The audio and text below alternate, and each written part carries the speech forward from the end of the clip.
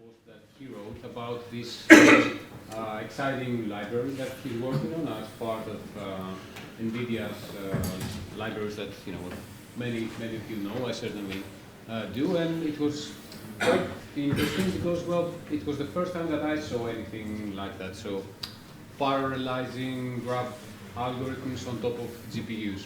I'm not trying to steal his thunder by saying too much about it. Well, he's more qualified to talk about it than I am anyway.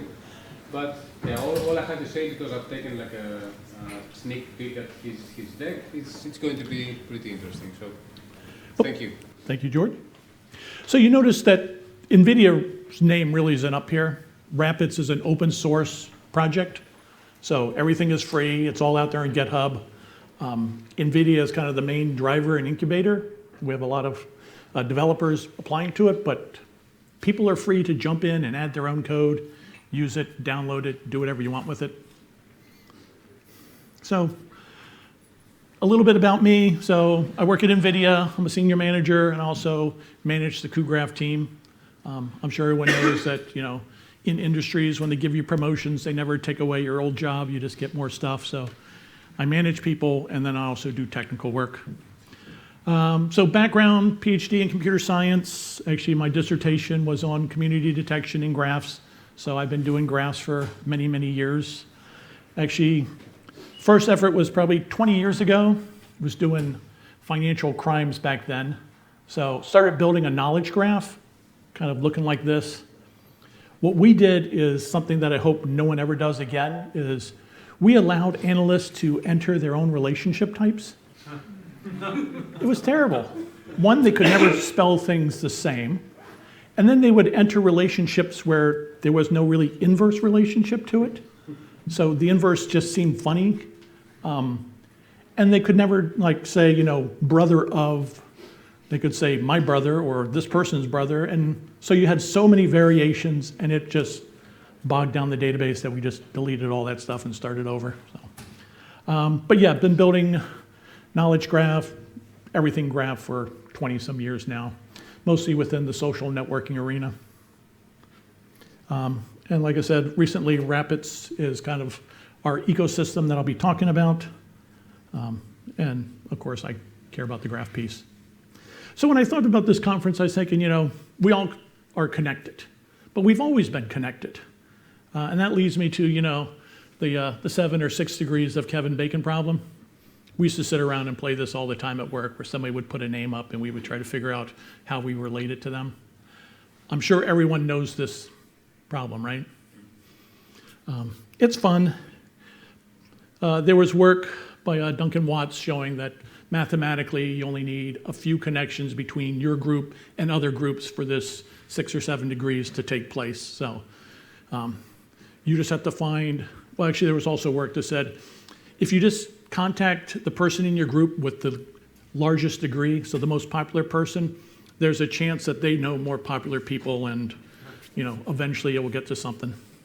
There's also a paper that says, your friends are more popular than you, and your friends' friends are more popular than you, even if you know the same people, which is kind of odd because it's all playing around with math. But even before Duncan Watts really, Milgram's experiment of let's go out and prove the small world theory, they had to send letters they picked scientists. They said, send a letter to the scientists, but only through people that you knew on a first name basis.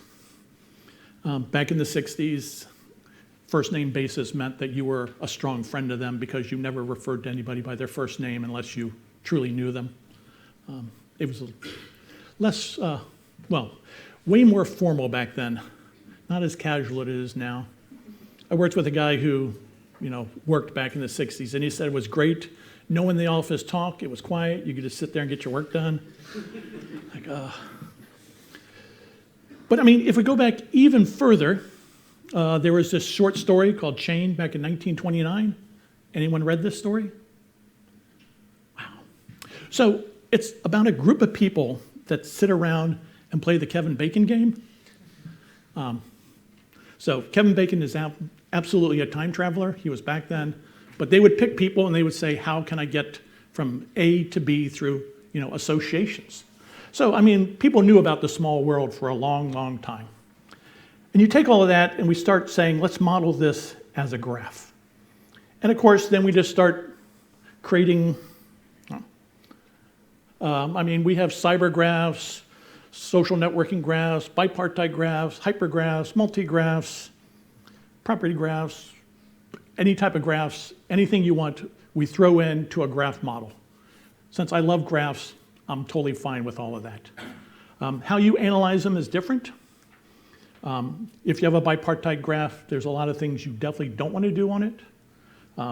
People want to do triangle counting on property or on bipartite graphs, and they're always confused when the answer comes back as 0. And then I've had customers that have taken bipartite graphs and added more stuff to it, so then it becomes a broken graph that becomes unusable. So in order to process all of this, we now start building things like, graph databases. There's a lot more than this out there. I just got tired of typing names in, so these are some of the big popular ones. And to support all the graph databases, we come up with lots and lots of graph processing frameworks. And I'm here to talk about yet another one called cuGraph. So y'all are thinking, oh my God, not another framework. So the question is, why cuGraph, and more generally, why RAPIDS? RAPIDS actually started that we wanted to solve a particular graph problem. But we realized in order to do that, we needed to build other pieces. And then get those other pieces to work, we realized we needed to build more stuff. And after a while, we said, let's just build the entire ecosystem. It'll make it simple, make it easier for people so they don't have to bounce between different frameworks.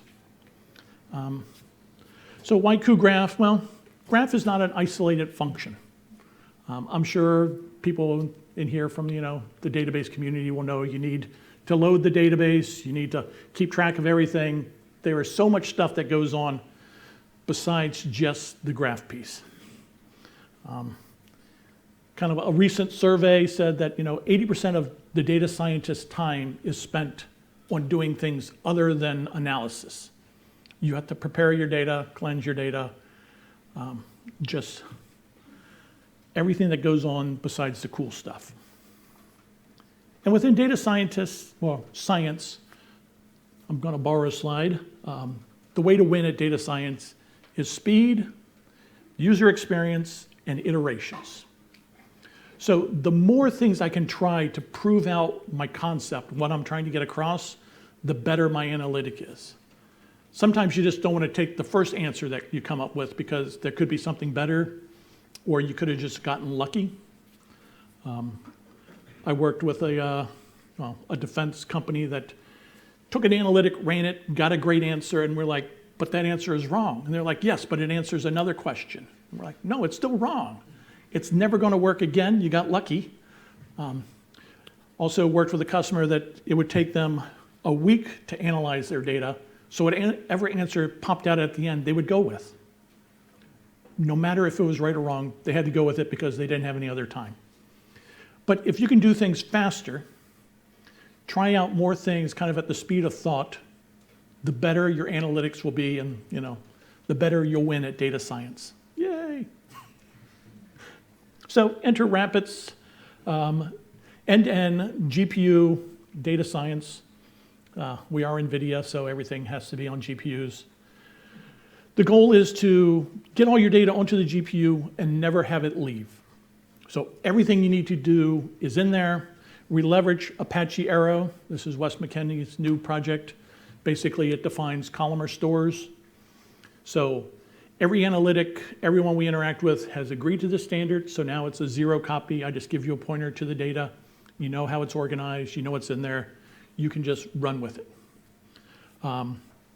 So we have cuDF, cuIO for ETL, machine learning, graph. We actually have a Spark team. We actually have cuSpatial for spatial stuff, cuSignal for signal processing. The list is growing of kind of additional libraries. So everything you need to do for data science is now in this one ecosystem. We don't do the database piece. So we expect you to have data somewhere and either hand it off to us or we'll write connectors where you can pull it out of the database We're really focused on the entire analytics side of the problem, rather than being asset compliant and all that. So ETL, this is kind of the backbone of data science. Basically, you load your data. You can do all your data transformation, all your basic statistics stuff, any element-wise operation. There are Python developers here. You familiar with pandas? We tried to adhere to the pandas API. So we said, well, this is the API pandas use. We'll use that exact API. We're about 90% accurate. So most of your code, you just change your import and it'll just run like 100x faster. Basically, everything looks like it would in pandas. Same operations. I want to do things like merges, joins, sorts. We also have a full string package. So if you want to do upper, lower, eventually we'll have full NLP capability out there. Depends on the amount of data. With GPUs, the more data you have, the faster it gets. So anywhere from 180x faster down to a low like 28x. So even 28x is a noticeable difference in time. Along with that, we have I/O. We have to get data into the GPU.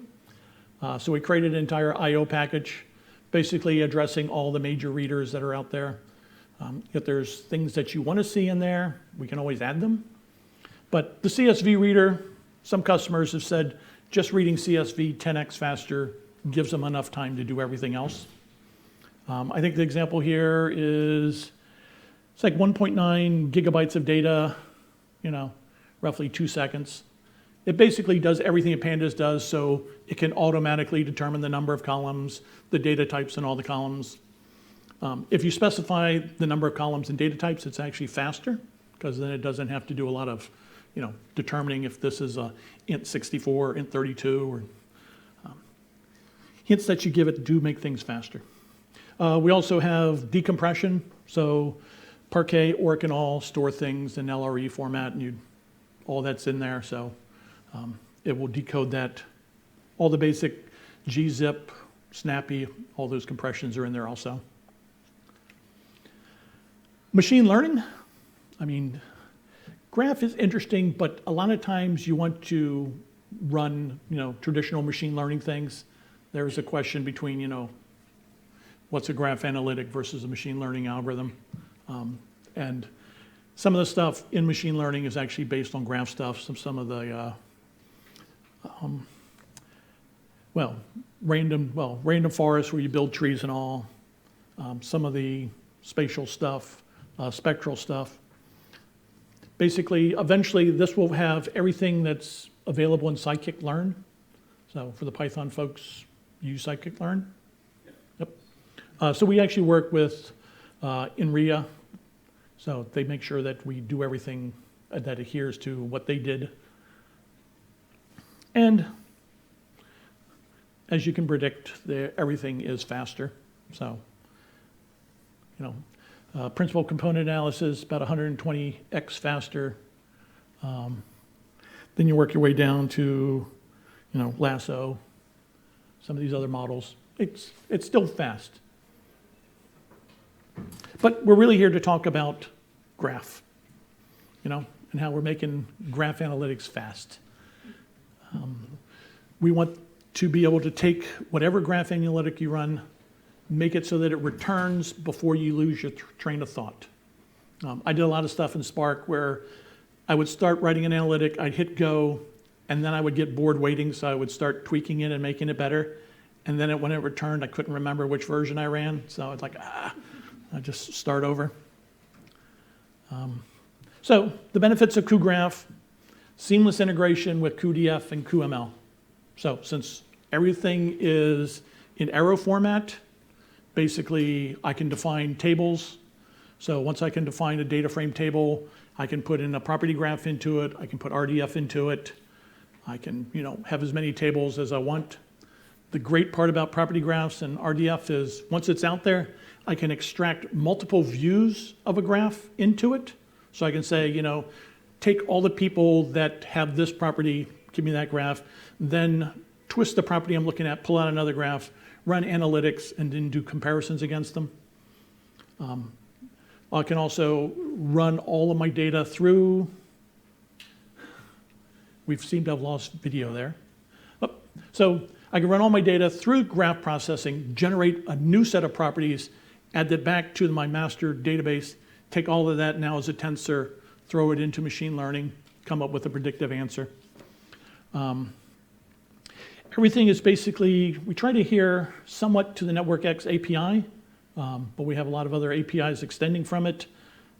There's also a full C++ API for people that want to write their own analytics. So here's a big toolbox, do with what you want, or come through the Python API in a Jupyter notebook.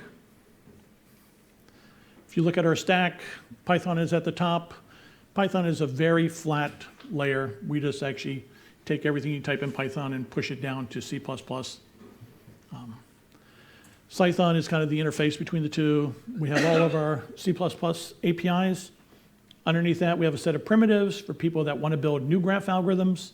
So you can do frontier base, where you can say, for every node, go out X hops. There's a full graph BLAS library. Actually, that's coming. We're still working on that with, that's actually out of Texas A&M. We're taking their stuff. So it'll be fast. If you like doing things in semi-rings, all that will be there. Hornet, I have a slide come up on that. And all of that is built then on top of CUDA. Our goal is so that developers, scientists do not have to know anything about GPUs at all. At the Python layer, you're just interacting with it like it's pandas. You do not know what's running under the covers. You don't have to know about how we do threading and syncing things. It just runs fast. We're not quite building this alone. We got together with a bunch of leading academic researchers. So UC Davis has Gunrock. That's their graph analytic package. We're integrating their library. Georgia Tech actually gave us Hornet, so we have our own version of Hornet called cuHornet. We have to put Cu in front of every name for CUDA. And then out of Texas A&M, we took the Graph BLAS library. That's cuGraph BLAS. That's going to be out there. And we continue working with these academic institutes. They can go off, do research in building new algorithms. Once it works, then we'll productize it and put it out to everybody. And also, we get kind of student-developed code, and we make it kind of production quality. So in the current release, we have a growing list of stuff. So community detection, Louvain, spectral clustering. Of course, you have to have strong and weak component, connected components. Link analysis, PageRank. We have a Prego version of PageRank, cat centrality, Jacquard, weighted Jacquard, overlap. Of course, single source orders path, BFS. We actually have a spreadsheet probably of 50 or 100 analytics that we want to get out there. And it's always interesting to see what the community is most interested in. Usually it boils down to just a handful of traversal algorithms. So how fast is it? Well, so if I compare cuGraph versus NetworkX, so NetworkX has some basic limitations on the fact that it is almost single-threaded a lot of times. The SciPy version is a lot faster. But still, depends on the side of the graph, we are up to, what is that, 3,000x faster? So things that will take a couple minutes in Python are really seconds. In cuGraph or sub-seconds. So this is just a random set of sample data, comes off the Snap database. A lot of people say, my graph is 1 billion edges or so. So we do have a multi-GPU version of it. We were using the HighBench prototype or HighBench benchmarks. So we're just looking at the big one here. 400 million vertices, 16 billion edges. Well, PageRank algorithm itself takes about 42 seconds. Overall, 3 minutes, which is kind of slow. Basically, this is reading the data, converting the CSV data into columns, figuring out the data types, converting from a data frame into CSR, prepping it, running the algorithm, getting the answer, converting the answer back to Python, and returning it. We did the same thing in Spark. It actually takes several hours to run, and that is just the PageRank piece. Here, loading 300 gigabytes of data is 50-some seconds, 58 seconds. We think we can cut that in half in the next release. So it's 300 gigabytes, kind of what most people use as input data? Bigger, smaller? About that. We were playing some tricks with getting 300 gigabytes of data loaded in there because we only have 512 gigabytes of memory. And with CSV, sometimes you need twice as much memory as data so you can do your kind of parsing. So we have to load it in smaller and smaller chunks so that it always has enough room and then merge them all together. So. What kind of GPU was that one? So this is a Volta, so V100 with 32 gigs. This was running on a DGX2, which is our small little supercomputer. We are going to have some numbers coming out soon with numbers running in the Google Cloud. Some real-world numbers. This is actually going through a mortgage data set. So basically 14 years of mortgage data showing that compared to Spark, we can load it and prep it. Even though it comes out of a database, no one used the same bank names. So we had to go through and clean up all the names. We then train it and then say predict whether or not a mortgage will fail. So our run times are down to 213 seconds versus even 100 node Spark cluster at 3,000 seconds. So you can now load your data, train a model, do a prediction, get your answer before you can, enough time to get up, get a cup of coffee and come back. Boom, your answer's done. So we're not building this on our own. We have lots of partners out there, a lot of adapters. It's also available everywhere. So Google Cloud, Azure, do a lot of stuff with Microsoft, Baidu, whatever your favorite cloud is, you can just go out and get an instance. Google currently has free instances out there for just a couple hours. So you can get it, get a free instance, try it out. We also work with Graphistry. We use them to visualize our large graphs. They can do a couple 100 million items on the screen and manipulate it in real time.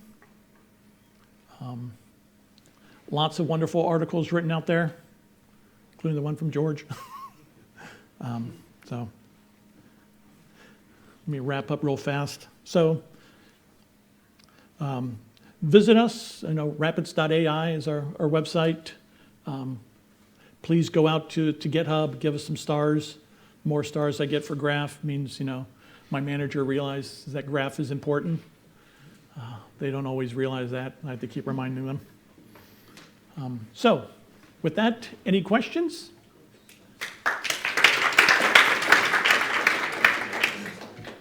Okay, we may be able to take a few quick ones. Hi, thank you for this presentation. I have a quick question. When an engineer starts playing around with something new, we usually don't have a Tesla GPU or something under our desk. So is there a way to use this without the CUDA backend? So like the TensorFlow, for instance, you can switch between the backends. Is it possible? Or Well, you can write everything in Pandas. Okay. Pandas and NetworkX. And then you just change your two imports. So instead of saying import Pandas as PD, say import QML or QDF as PD, and everything will just run. Cool. Thanks. Later on, I have it up and running, actually off in a server somewhere else. So if you want to see real examples and see how fast it is, just meet me up sometimes during lunch or so, and we can always run different things. Okay, we'll have to rush you to the other room because, Brad is also a panelist in the AI panel, which is about to start, so you can follow up with him later on. Thank you again.